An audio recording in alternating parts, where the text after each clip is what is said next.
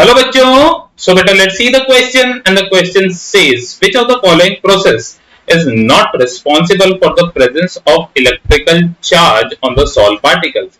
Electron captured by the solid particles. Well student, there is electron captured by solid particles and we all know in electrodispersion method. Adsorption of ionic species from the solution. तो बेटा यहाँ पर preferential adsorption होता है. Preferential adsorption क्या होता है? उसी को प्रेफरेंस देता है जिसके अंदर सेम चार्ज होता है, सॉरी कॉमन आयन होता है. ठीक है, जैसे अगर मेरे पास AgNO3 है और हमारे पास KI का सोल्यूशन है, ठीक है ना, तो ये क्या बनाएगा? ये बना देगा AgI, तो बना ही देगा. अब इन दोनों में से लेट्स से हमारा ये एक्सेस रिएजेंट है, तो क्या होता है यहाँ पर ये इसको प्रेफरेंशियल एडसॉर्प्शन देगा और उस आयन को देगा जो कि कॉमन आयन था. तो यहाँ पर क्या हो जाता है? Ag प्लस कॉमन आयन होता है इसके अंदर और इसको प्रेफरेंशियल एडसॉर्प्शन हो जाती है. तो वहां पर भी चार्ज का कोई ना कोई रोल आता है. तो ये तो आंसर्स नहीं हो सकते. Formation of Helmholtz electric double layer. बेटा हेल्मोंट इलेक्ट्रिक डबल लेयर क्या होती है?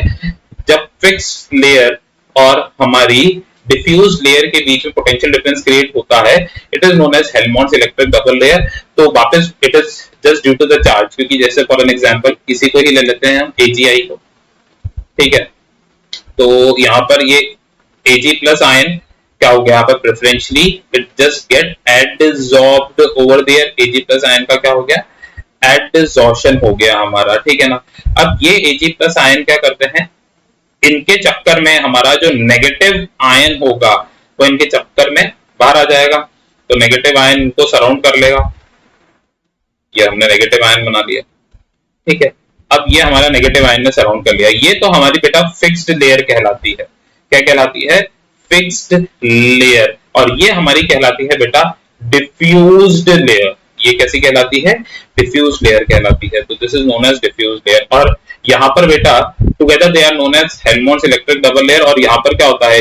There is a because of the charge separation यहाँ पर पोटेंशियल डिफरेंस क्रिएट होता है पॉजिटिव नेगेटिव में, जिसको हम जीटा पोटेंशियल बोलते हैं. तो ये भी चार्ज की वजह से होता है. तो it can not be the answer. Again the last one is absorption of the ionic species from the solution. बेटा एब्जॉर्प्शन के अंदर कोई हमारा चार्ज उसके अंदर कैरियर या हम इलेक्ट्रिक चार्ज की बात नहीं करते.